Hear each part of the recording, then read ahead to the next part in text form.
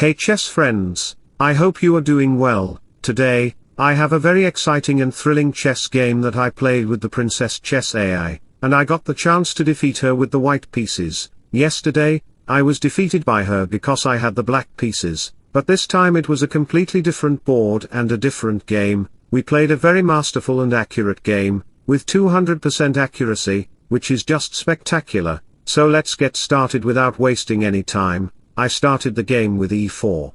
And instead of playing e5 or c5, she decided to go with the Caro-Can variation. What? It's a challenging match, and she's playing an opening that is not so popular. Alright, we have pawn exchanges on e4, and she played knight to d7. This knight d7 is also not so popular. She didn't want to consider knight f6 due to knight g5, where I can potentially sacrifice my knight on the f7 square. That is called the alien gambit, as Levi Rosman illustrated in his YouTube channel when his mic got destroyed by his yelling like a rook sacrifice. Anyway, after a couple of moves, we have knight g3 followed by knight to d5, and she just wanted to consider knight f6, nothing interesting there, and after a couple more moves, we have bishop to e2. You can see that I just moved back my bishop, because she did not want to consider e6 to develop the dark square bishop, as her other bishop would be locked. In chess, you have to care about every piece that you have and make sure that in the opening, you provide a good outpost and control many squares for all the pieces. That's why we have g6, because she wanted to put her bishop to guard the center, and we have h3 followed by castling, and I considered c4 in the following moves. Knight f4 happened again, and a few moves later, we have the bishop moving back to f1. I'm just getting this semi-open half file where my bishop can go. Another rook can arrive on the c1 square to create some potential attacks. That's my plan, and interestingly, this opening that we played together is 100% accurate.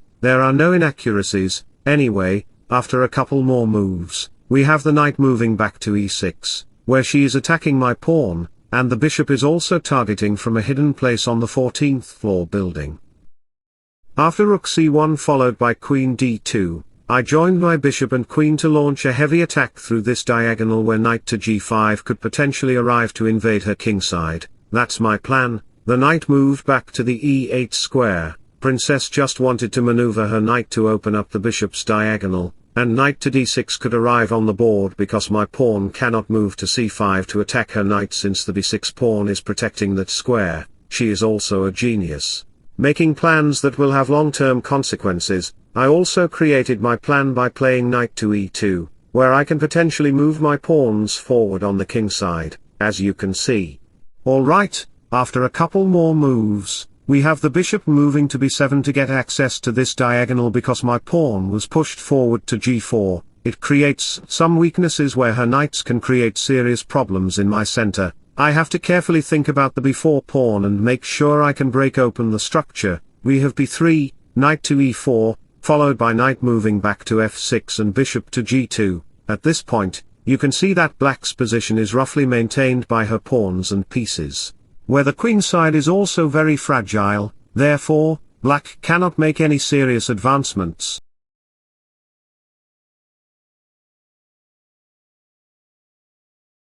So, she played a very strange-looking move, h5. That move is very committal because when you push forward your pawn on the king side, you either win the game or lose it depending on your circumstances. Apparently, it is the best move, and still, the game is at 100% accuracy.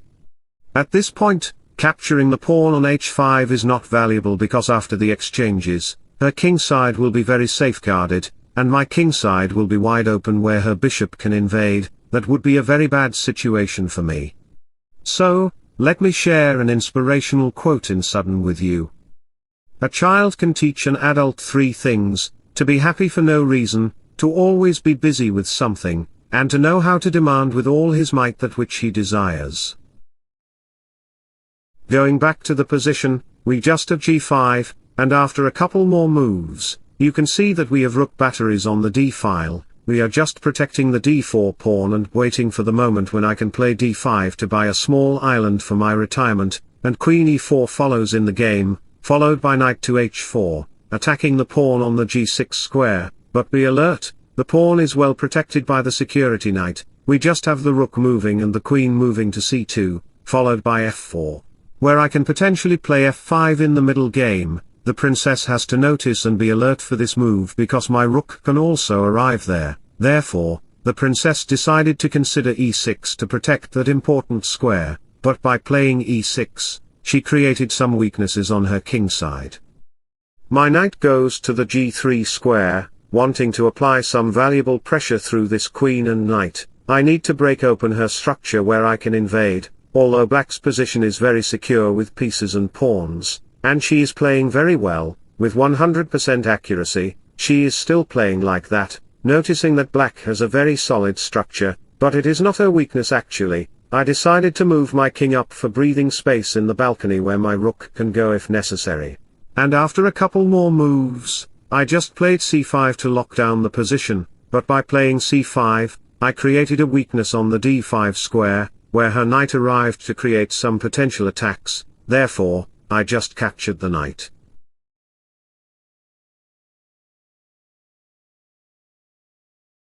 I had no other choice. I didn't want to let black invade my position openly. We have f5. By playing e takes d5, I get the opportunity to consider f5. We have rook e7 getting access to the e5 square. After a couple more moves, you can see that she planted her rook on the e4 square to attack the knight on h4. Many of you in this position might think of considering knight takes e4, but that move would not bring any advantage. Of course, you can capture the rook, but black will not capture your knight with the doubled pawn. She will just capture the knight with the rook to take revenge. As the knight moves back, pawn takes f5 can follow, and the rook will be well guarded. The knight can arrive there, and whether or not you consider rook d2, the position will be dominated by black. So, going back to the position, I just moved the knight back to g2, not capturing the rook on the e4 square, noticing that black's light square bishop is stuck behind the pawn structure and she has a pawn chain on the king side. Princess Chess decided to immediately invade with h4. She is making a threat, so I cannot make my own progress to attack her. That's a brilliant idea. I decided to capture the rook because if she is offering me something, why wouldn't I take it? After a few moves, we captured the bishop, and the knight captured on f4, attacking the pawn. The bishop moved back, and we had bishop to d6. The bishop got a very powerful outpost, followed by knight exchanges and rook to g3, where I could potentially move my pawns forward. a5 followed in the game, and we had some pawn exchanges on the d5 square.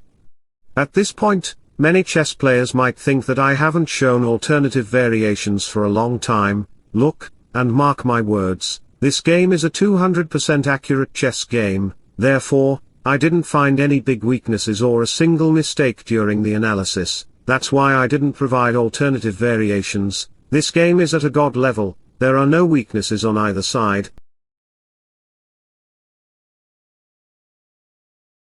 At this point, moving the bishop back, playing bishop e6 or rook e6 might be desirable moves for many chess players. But remember that I have the c-passed pawn. You have to take care of that. So, she sacrificed her pawn on the f4 square to consider capturing on b4, and then bishop to b7, attacking the rook. You can see that my queen had moved up, so I couldn't play c6 anymore. That's why my rook moved back, and we had bishop e5, queen back to d2, and subsequent captures, followed by queen exchanges. At the end of the day, we even exchanged rooks, and I ended up with 2 extra pawns. But the problem for me was that we had opposite colored bishops, which made it hard to make progress in the game. There was no clear way to win. I also didn't have time to play on, so when she offered me a draw, I accepted. This game ended in a draw with 200% accuracy. I hope you enjoyed the game. If you did, don't forget to like and subscribe to my channel. Wish me all the best. Bye bye, take care and see you soon.